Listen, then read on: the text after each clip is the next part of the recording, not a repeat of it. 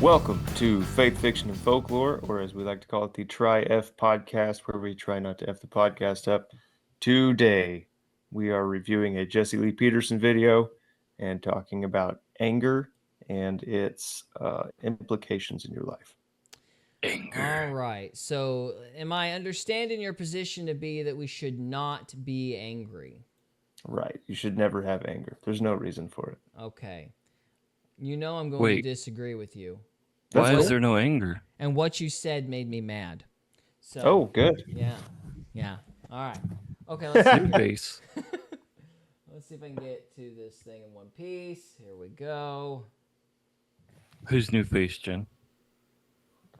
All right. I was just talking about how difficult it is to be white. We did a man on the street. When are we going to play that, Nick? Andrea? Okay, hopefully for you this week. And I realized even more so. Let me see the people with anger. You get angry sometimes. You have anger.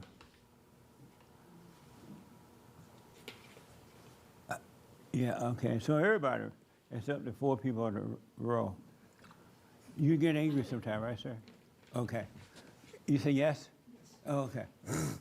What I noticed about anger, and I saw it on the street this weekend, angry people are stupid people.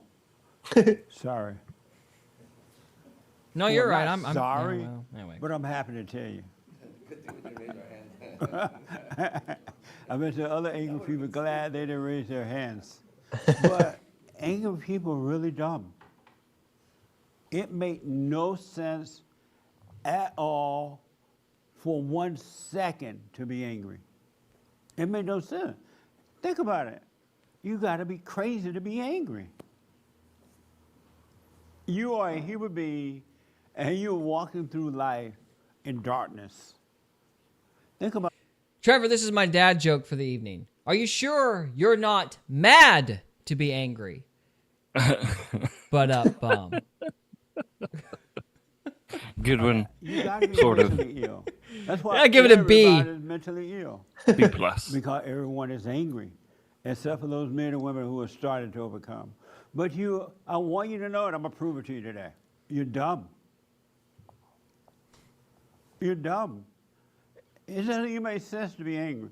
There's not one thing that could happen to you in this whole world, the rest of your life, that you should get angry about. Really, not one thing.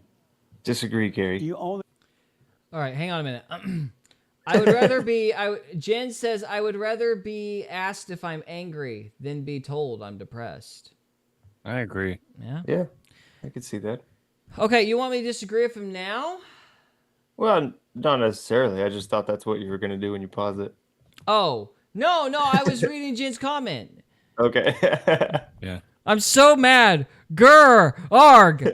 Anyway, You're getting angry because you're mentally ill, and medication is not going to do anything about that. You can go to He's your right. psychiatrist, your little doctor, and they give you medication for anger. You're only going to get worse, and you're going to be worse and not know that you're worse because you're going to be medicated up, and you're not going to be able to deal with overcoming the anger. But You just project anger more. is dumb. yeah. So, for an example, let's say that you're married 80 years and you have 400 kids. There you And all of a go. sudden, the husband or the wife said, I don't want to be with you anymore.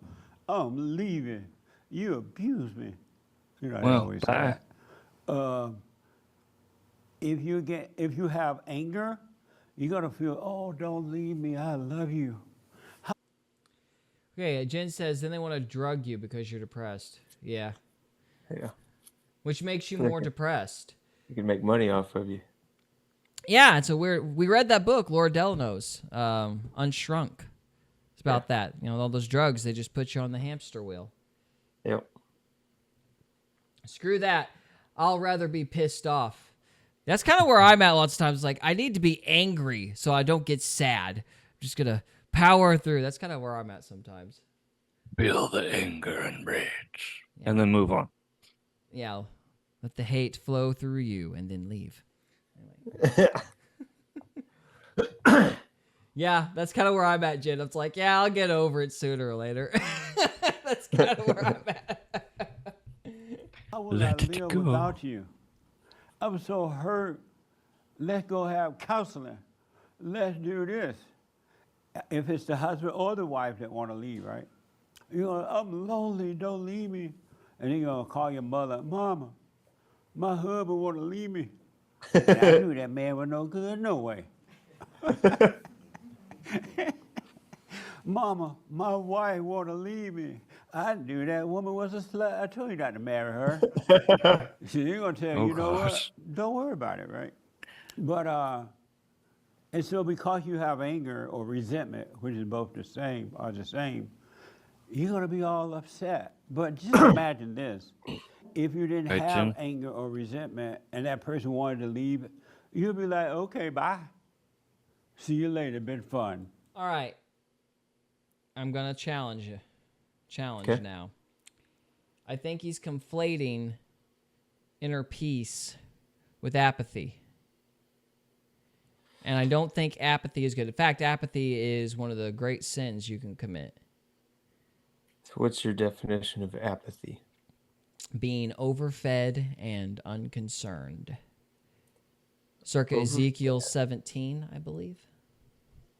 Being unconcerned? Being overfed and unconcerned. Overfed? What do you mean by overfed?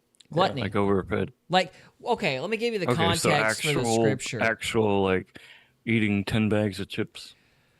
You're secure, so you don't give a crap if other people are secure. That You kind can't. of thinking. If you try to fix them, they just get mad at you and build an army against you. If you fix them, they just get mad at you and No, try if to build an army You against try you. to fix other people. Like if you if you go around shoving truth videos in people's faces about like how bad their vice is for them, like they're gonna build an army against you. Or giving them context. I don't think that negates the idea of still sending the message. I mean, otherwise, why have the You can prophets? plant seeds. Well, I mean, I think part of being like a prophet or being a messenger of God, as it were, was you gave the message even though you knew you were going to be rejected over and over and over. And then you get killed. Like, part of the point of being invested in other people is being willing to die for other people, because those people are so blasted ungrateful, they generally kill you. Right. That's the theme of Isaiah. That's the theme of Jeremiah. I mean, I don't think Jeremiah died, but I think Isaiah was killed by his own people.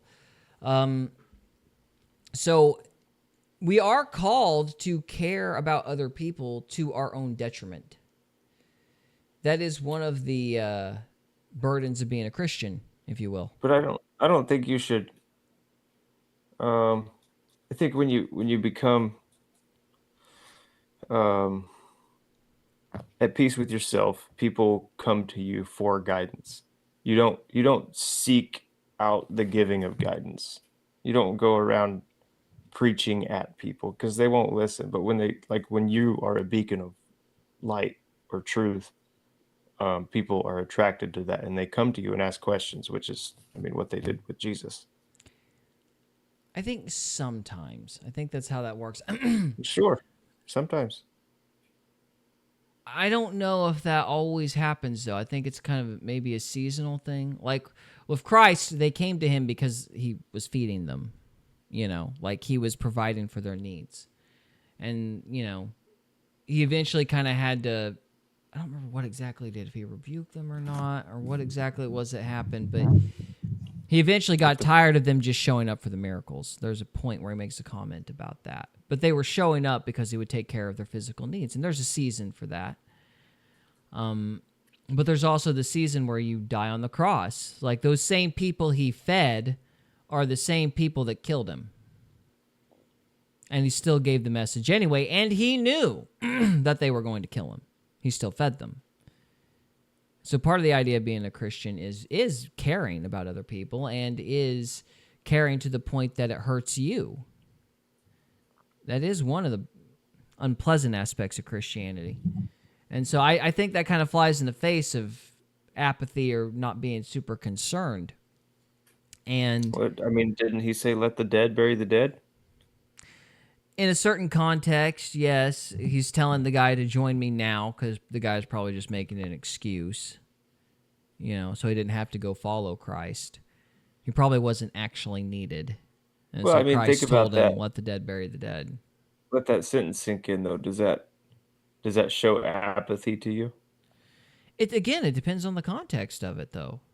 Like, Like, yes, like and if yes, if it was some general thing and there was never if it was like the only sentence in the Bible and there was nothing to refute that point or nothing to extrapolate on that idea, then yeah, I would take some sort of spiritual meaning from it. If it's like one thing said to one guy who's in a specific circumstance, and the context of the story is a bunch of people saying, "Oh, Christ, I would follow you, but..."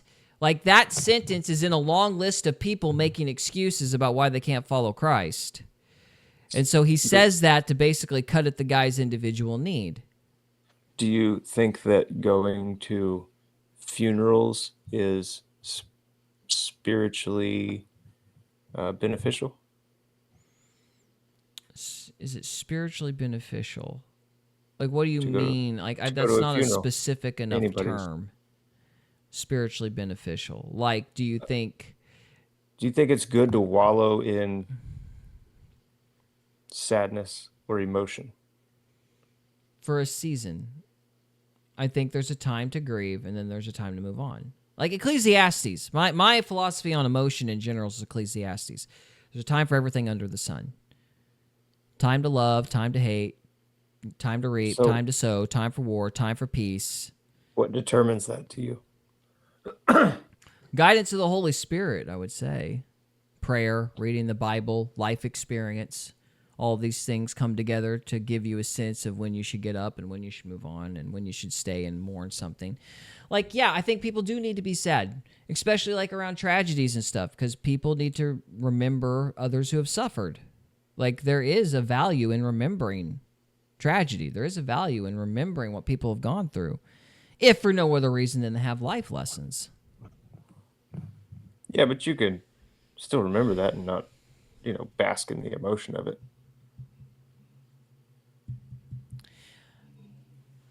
Depends on what it is. Like I don't want people to be sad at my funeral, for example. I don't want people to be weeping over me. I'm kind of like, feed me to the coyotes and have a picnic. Right. I don't give a Let crap. the dead bury the dead. I think that's what Jesus was saying. Yeah, but that was one circumstance. I'm saying that doesn't fit everywhere. There are times to feel things. I don't know. I don't think Jesus just said stuff like that. I think he knew the person's exact situation and said exactly what that person needed to hear. Yeah, I guess I could disagree then. Jen Okay. said, yeah, time to mourn, but people mourn differently. Some go ape shit and others go to work the next day. I mean, I'd agree with that. I mean, people do mourn differently, but you should work through it. Depends on However you work through it. Depends on your level of anger. In my What does opinion. that mean? Level of anger. How much anger do you have? And that having anger is going to manifest in other emotions? Is that what you're saying? Yeah. So Yeah, 'cause anger's the root emotion of everything, or some things? I kinda think so. Or... Okay, I mean, explain like, that so- to me. Because anger will always come in and be like an assist to other demons. So, like, say gluttony, you see a piece of cake, right? And you're like, oh man, I want that cake. Right? I really want that cake. But then you're like, I shouldn't eat that cake, right? Because I don't need it. But then anger comes in. It's like, well, you deserve that cake because so and so didn't give you a cookie yesterday, right? And then you're like, oh, okay, I'll eat the cake. So like anger kind of like is like a linebacker for for other demons. You think all emotions are demons? Is that why you're using that term, or why are you using... That's how it makes sense in my head, yeah. I mean, like the 7 deadly sins are easier to look at when they have faces. So do you think God made emotions? No. So how did God make us originally then? We're supposed to live in the moment. What does Do that the mean? will of the Father. Be present. What does that mean? How do you feel when you do the will of the Father? You don't. You feel nothing. You're just a robot? A conduit of God. What does that mean? What Jesus was. What does that mean? He only did the Father's will. Which was... So he was like a con. You know what a conduit is? Yes, I understand what a He's- conduit is. You're using a bunch of terminology, and I'm trying to get you to... Because look, I don't think if you're going to sit there and say that Christ was the perfect example, and he was the conduit of the will of the Father, but the will of the Father is for us to basically not feel anything, well, that can't be true because Christ got mad at the Pharisees. He rejoiced when the disciples got saved. He lived in emotion. He wept with Mary. You know, shortest verse in the Bible, Jesus wept. I think Like, this he would be felt. a good time. Hmm? I think this would be a good time to apply my dad joke. Okay. Go for it. Who is the greatest DJ ever? I don't Jesus, because he turned tables. know. Ah. It was good timing. That was appropriate. It was appropriate. Painful, but appropriate. Yay. And I'm mad about Um, it. Anyway, So what's your question? my question is, if the conduit of God, being Christ, was manifesting God's perfect will, then why did Jesus feel if feelings are not designed by God?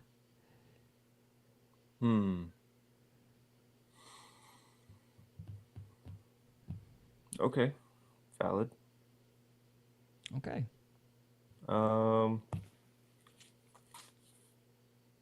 Are feelings emotions, though?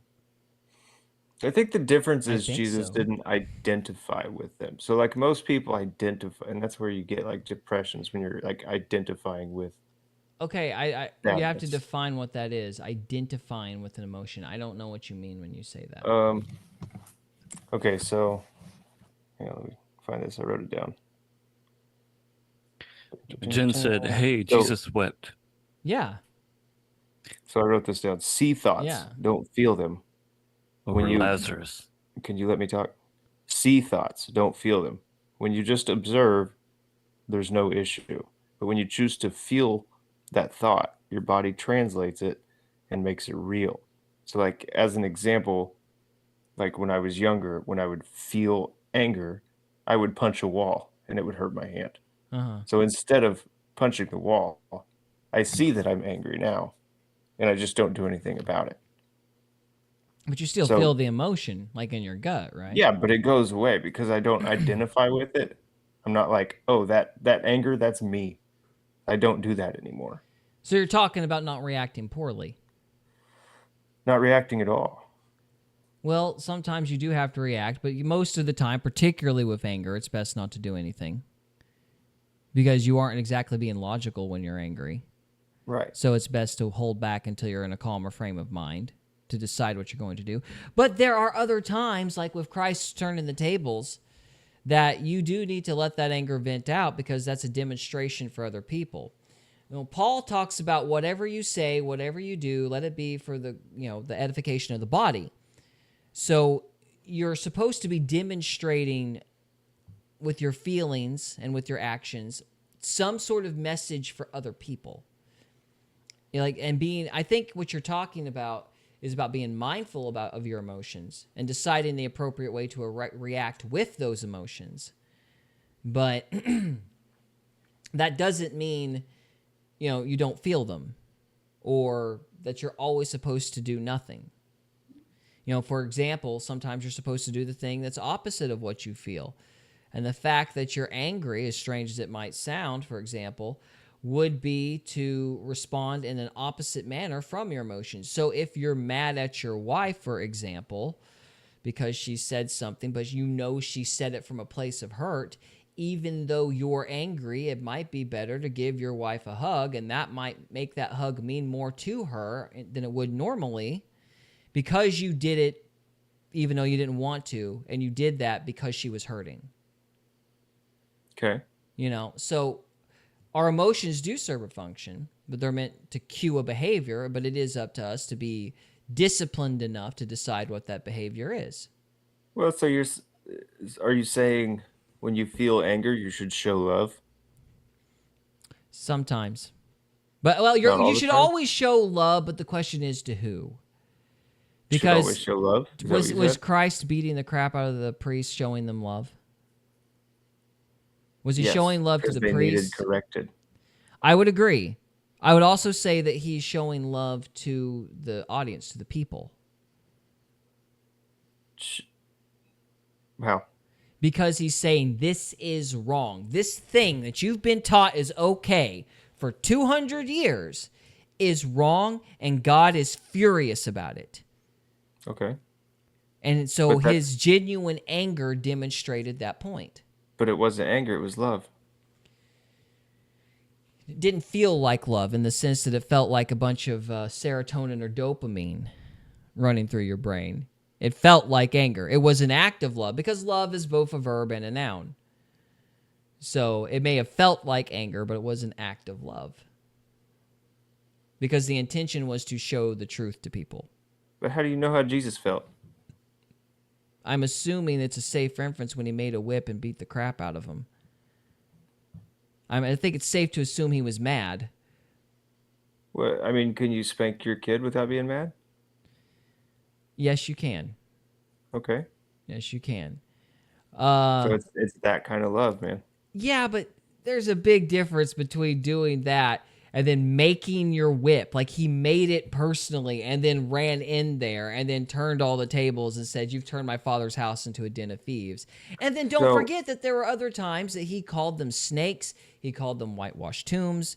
If Brad Stein is correct, I think They the were vipers, Pharisees, man. he called them vipers, which was like a curse word for the day, if I remember correctly. Yeah. So he showed anger when it was appropriate, but he I wasn't don't think it just was like anger, though. It was corrective action.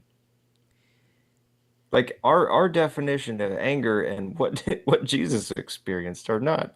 You can't say those are the same thing. he came down to earth to be an example for us and how we should deal with things. Like another example, there's a time where Christ kills a fig tree out of anger.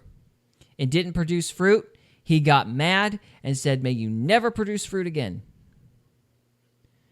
And he did that because he was mad, but he also tied it in to what was going to happen to the temple.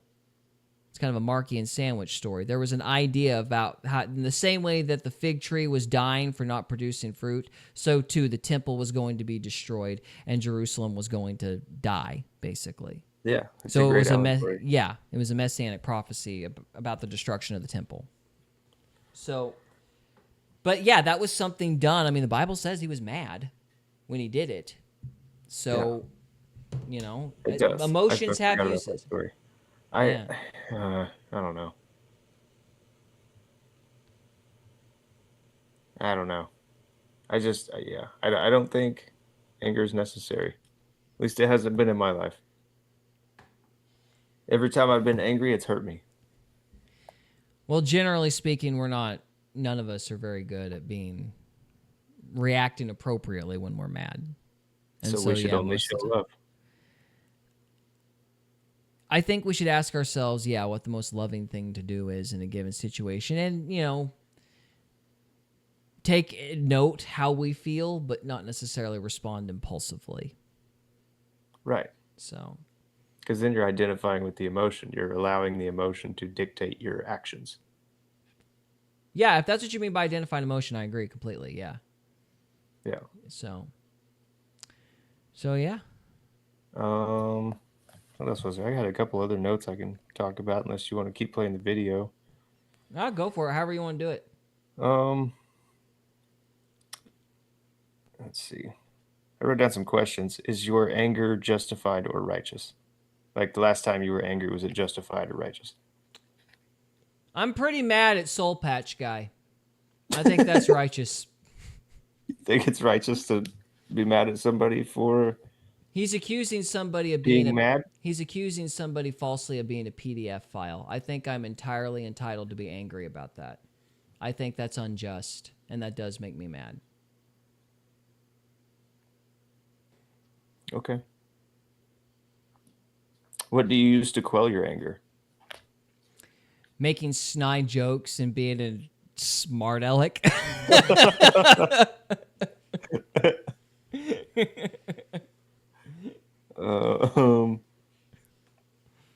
Is there ever a reason? Let's see. I guess we just discussed that. Is there ever a reason to have anger when you're within God's will? So Yeah, I think think that's asked we and just went answered. over that, Yeah. but I think we disagree on the definition of anger. I think. Do we? I think so. I think you're right. Jesus' anger and our anger, I don't think are the same thing. Okay. Well, what's the distinction? Jesus was within God's will, so it's not the same thing. Like because our definition of it is an emotion, and I just don't think that that's what it means when it talks about Jesus having anger. I don't, because I just don't think he felt emotions. So I don't think it's the same thing.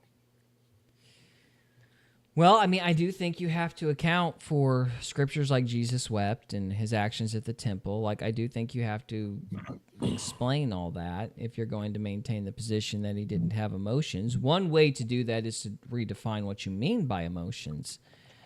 But I'm not sure I'm clear on what you mean. Yeah. Maybe I'll just have to look at it more. Yeah. But that's all I got, unless you want to keep playing the video. Yeah, we can keep playing the Sweet. video. I'm sure something else will pop up. Yeah. All right. Jen says she said a bunch. I don't know. Trevor, are you guys having a conversation? Because I don't want to read your entire conversation. Let me just. Yeah, most of those is just conversing. Okay. All right. I'll read her last comment then. Jesus was mad, flipped tables in his father's house. Others didn't man up on the issue. Jesus did. There you go. All right. Let's see what Jesse Peterson here says. And you wouldn't feel a thing, you wouldn't miss them, it would be nothing to you. But because you have anger, you're hurt. It's crazy to be emotional too. We'll talk about that another day. But you're hurt because the person want to leave you. Does that make sense? If somebody don't want to be with you, they don't want to be with you. What's wrong with you that you have to hurt because somebody don't want to play with you anymore? If you don't want to play, you don't want to play. Fine. That makes sense? But you cry and you fight, and then you go to their jobs and break out the windows of the cars. I used to drive up and down Pacific Coast Highway. When my woman gonna leave me, I would be feeling so bad. I would get in my car on a Sunday afternoon, because Sunday afternoon is really nice. And sometimes Saturday. Jen says, or get them fired. Yeah. That's funny. And I would put on soul music, groovy, on a Sunday afternoon. Or I would play, she gone, I better let her face it. I'd be crying all the way from Los Angeles to Santa Barbara. I was angry. I was insane. Really. I couldn't handle it. My emotion was hurt. And my imagination was running crazy. Because to imagine her being with someone else, I could not handle that. Isn't that crazy? I was retarded. But I didn't know I was retarded because everybody else was retarded. So I didn't know you could live a life without being retarded. Retardation. Can we say that word, Dave? Can we say that? Word. You don't say retarded anymore, right? You can hardly say homeless anymore. You gotta say unhoused. Like they don't have a bathroom to go to or something. But just think about if you're angry, you're mentally ill. And the problem is with you. What's wrong with you that you're not a whole person, that this person come in and fulfill your life? Or at least pretend to. Or you think he or she died. Think about that. And so, what made me think about this right now is we were doing this man on the street yesterday, and I don't want to give you everything, but one thing we were talking about was White History Month. And I ran into a lot of blacks up there, and I was surprised because it was used to be white area. And nearly all of the blacks, and maybe all, but I don't remember, they said no to White History Month. They're like, we have white history every day. And then I asked, do you love the white people? No.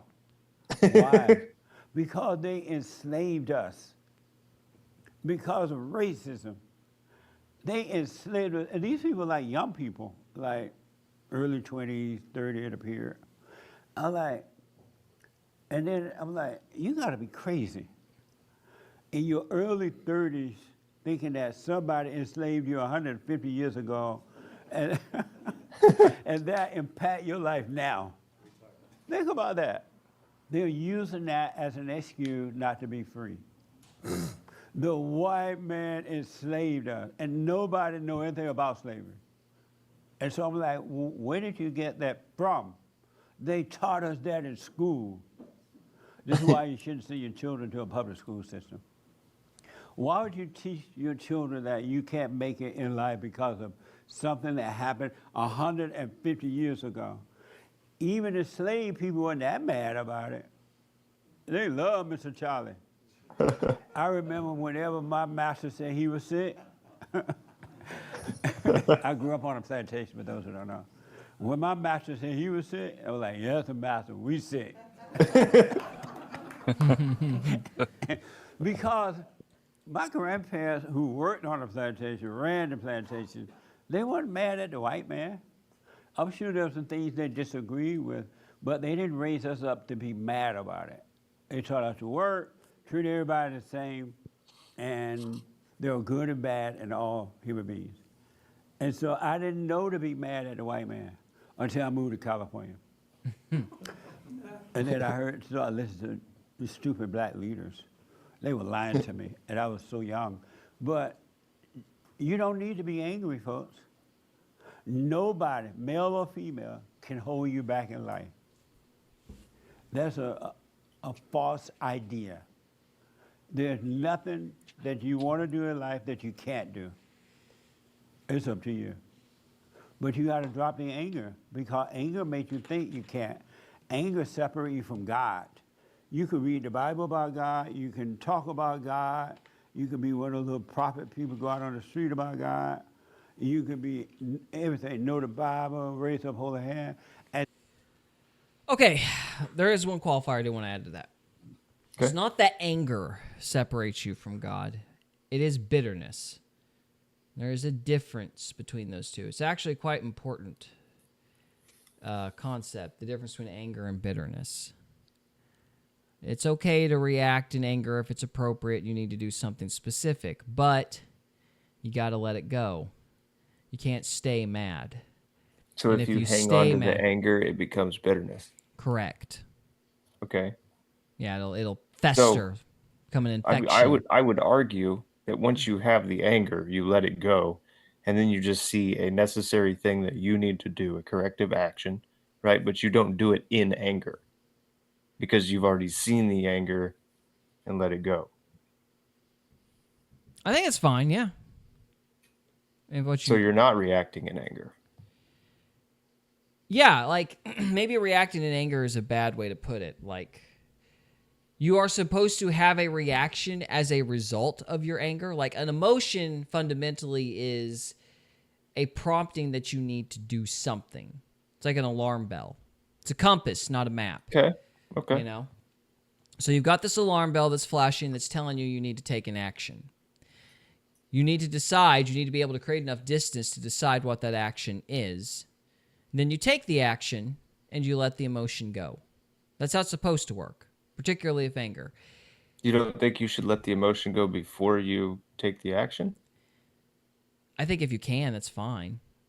I think that's Right. kind of negligible. It's just once it's done, it needs to be done. It's like I love those old John Wayne sketches. You remember The Searchers? No. Movie by John. Oh, it's a fantastic movie. John Ford. But there's this scene where It's my uncle. different John Ford, just different John Oh. Ford. But there's this scene in there where the guy gets back from looking for his sister, and his sister, his fiance, hasn't waited on him, and he pulls into town to find her about to marry another dude. Well, he gets mad, marches in there, and him and the other dude get into a fight. But before they get into a fight, they do this whole chivalry code thing. You know what I mean? They take off their jackets and hold each other's jackets and hang each other's jackets up for them. It's a comical scene because they're being all kind to each other, right before they duke it out.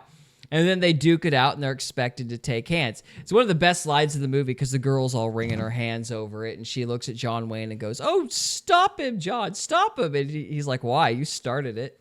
It's such a good line. I love that movie. But the point is, you fight when it's necessary, and when the fight's done, you go have beer and sandwiches. That used to be an ethic in this country, Right. Yeah. You know. Most kids like fist fights that I've seen, the boys get in fights and they punch each other, then they become best friends. And that's how it's supposed to work, actually. That's how it's supposed to be. So, but when it becomes bitterness, that's when you get separated from God. And, the reason is God forgave you for every stupid thing you've ever done. But, if you don't forgive somebody else, He's not going to answer your prayers. You're going to be held accountable for the same criterion you've held against other people on the day of judgment. Mm-hmm. That will turn around and bite you in the hind end. So bitterness is anger, is bad. And for example, it's the way emotions work is there's a response that's appropriate, but if you don't respond to things appropriately, and you let it fester, then it becomes a perversion. So this thing with Dr. Brown in the previous episode is a perfect example of that too. If Dr. Brown had just been attracted to the girl and said, "Oh my goodness, she's really pretty," and framed however he interacted with her as appreciating her beauty or something, and chose to keep that a distance that way, it would have been fine. Instead, he starts ruminating about all the things he can do with her. Right. So there's those emotions present a fork in the road, and there's a right way to respond and a wrong way to respond. And one of the reasons I get so angry with hold up. Wouldn't responding be he had that thought, right? But if he just ignored it and said, "Okay, cool, yeah, it's a pretty girl," and then just let it go, there's no action taken. Well, he could have been super nice to her. He could have done other things. Treated her like everybody else. Or treated her like everybody else. I mean, it'd been Right. fine. But there's a difference between appreciating beauty and letting it go, and then just constantly ruminating and thinking about horrible encounter or dark encounters, let's say, with that person. So... But there's a right way to deal with emotions and a wrong way to deal with emotions, and they're just like alarm bells that tell us that there's something that should be done. We have to decide what we need to do. Where people get into trouble is they start trying to repress it, or pretend like it isn't there, and then it kind of becomes a seed, and that seed becomes a weed, and it just kind of gets out of control, and you're constantly playing whack-a-mole with this impulse that you haven't actually filtered out. So it's kind of my thought process on it. You don't think it's because you're identifying with it? You have the thought, then you identify with it, so it becomes an emotion, and then once you have the emotion, you physically project that emotion. See, that's the thing is I don't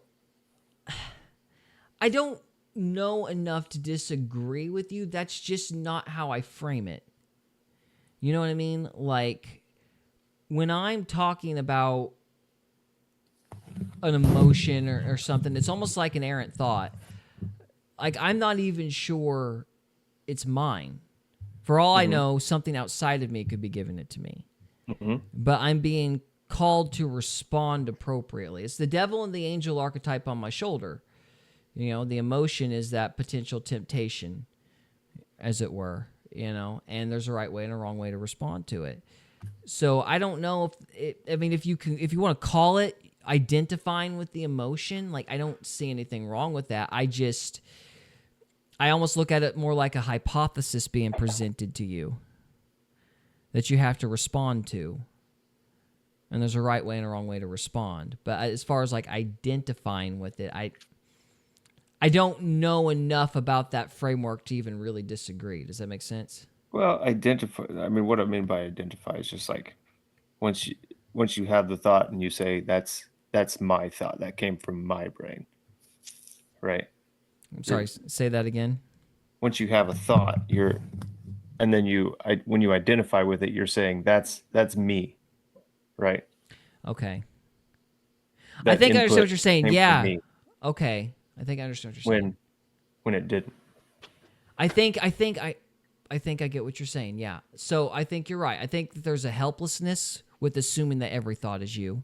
Yes, absolutely. You learn a helplessness when you do that, and rather than saying you can control your mind, and you can kind of respond appropriately or inappropriately to a thought, rather than think like, yeah, it's like, yeah, I think I understand what you're saying. Like I have this worldview thing where it's like the devil and the angel on your shoulder. You've got thoughts, competing impulses in your head, and then you have a governor above that's choosing between the two.